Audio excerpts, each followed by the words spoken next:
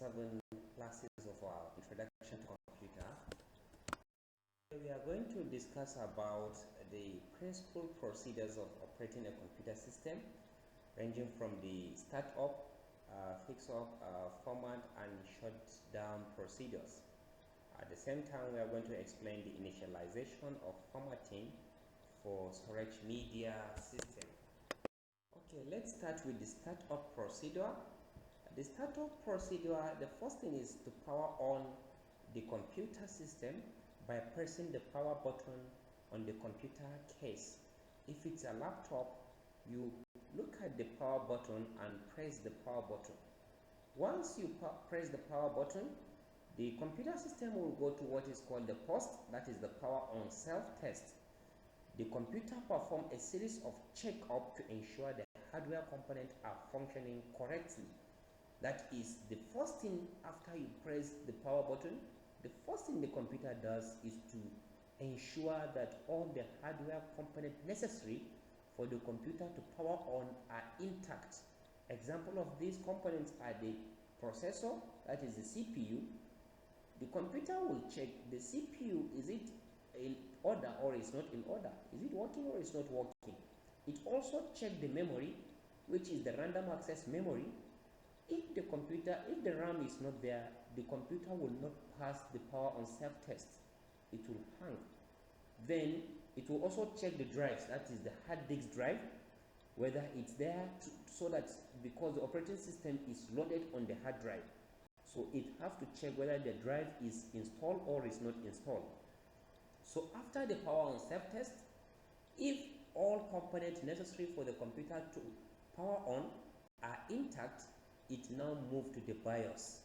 The BIOS is nothing but the basic input-output system, or we call it the Unified Extensive Firmware Interface, that is the UEFI. This initializes hardware and loads the operating system from a designated storage device, usually the hard drive. So this is where it now checks where the operating system is going to load from. Usually we all check the BIOS setup. From the BIOS setup, you can now choose where you should load your operating system from. From there, the operating system loading will begin, because from your BIOS setup, you have already selected where the operating system should load from. Then loading of operating system, the operating system loads into the memory and take control of the computer, because we said that the operating system is the one that acts as an interface between the computer hardware and the user. This will enable the user to have an interactive environment to interact with the system. From there, we now move to the login page, which the system will require the user to enter his username and the password to access the system. If it is a desktop, the login screen of the user will now give him to put the password, because the name of the system will automatically come. So you put the password and you interact with the system.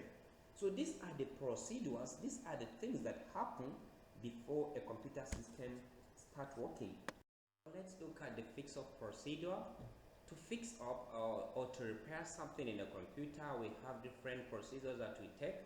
We have the troubleshooting methods, where you identify and resolve issues that prevent the computer from functioning correctly. So for example, let's look at a problem where you find a network is not working. You can try to identify what is the problem. Is it the network is not on? Is it the network cards? Is it the network drivers? So you troubleshoot and identify, then you resolve the issue. Then we have software conflict. This is to resolve conflict between two different software programs. This is in a situation of deadlock. This software is trying to access these resources, that other software is trying to access the resources. It results into software conflict. Then we have hardware malfunction. This is a way we can diagnose hardware malfunction and repair the fault hardware component. For example, we have RAM is not installed or is not working. We can replace it and it can function again, or hard drive. Then we have drivers updates. Drivers, if they are out, these drivers are pieces of software that are there to communicate with a specific hardware. So if a driver is malfunctioning, the easiest way is to update the drivers so that you can improve the compatibility and the performance of the system. Then we have software updates. If you encounter software update, the way to fix up this problem is by installing a new software, or you install the new updates and patches to fix the bugs. Because whenever you find software update, there is a loophole in the software. So therefore, update is there to fix the bugs or the patches in the software so that it will improve its efficiency, its performance, as well as its security. Then let's look at format and its procedure. When you talk about formatting, formatting is a process in computing. When you say formatting, is a process of preparing a storage device, that is, for example, hard disks or flash disks, for use of to erase its existing content or data and create a file system structure.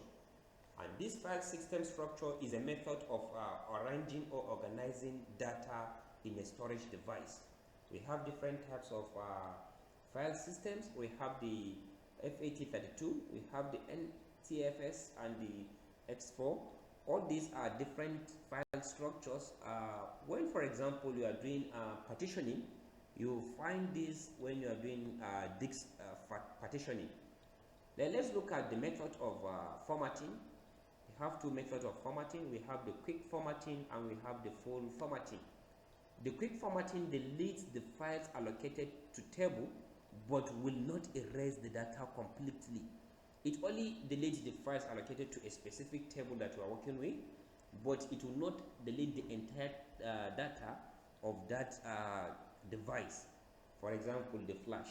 Then we have full formatting. This full formatting completely erases all the data in the storage device. This is what you usually call formatting, which takes longer time but is more secured, because if you are trying to avoid viruses or something like that, when you do full formatting, that is when you completely erase all the content of the storage device. We earlier look at the power on procedures or processes. So let's look at the proper way to shut down a computer. Some people you find when they want to shut computer down, they just press the power button as they press it for owning the computer, which is very wrong. Okay, the proper way to shut down a computer are as follows.